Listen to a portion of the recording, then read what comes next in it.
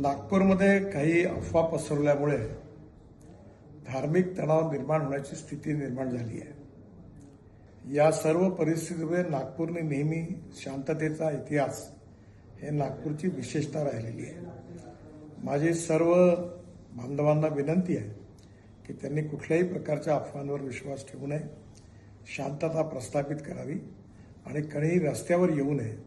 सगळ्यांनी कायदा आणि व्यवस्थेला सहकार्य करावं आणि सलोख्याचं आणि सौहार्दाचं वातावरण ठेवण्याची नागपूरची जी परंपरा आहे त्या परंपरेनुरूप आपला व्यवहार करावा। ज्या लोकांनी चुका केल्या असतील किंवा ज्यांनी गैरकायदेशीर कृत्य केले असतील त्यांच्यावर सरकार कारवाई करेल असा विश्वास मी आपल्या सगळ्यांना देतो।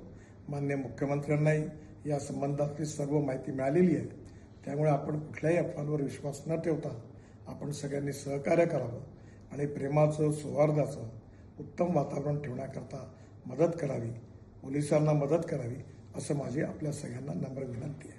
नमस्कार।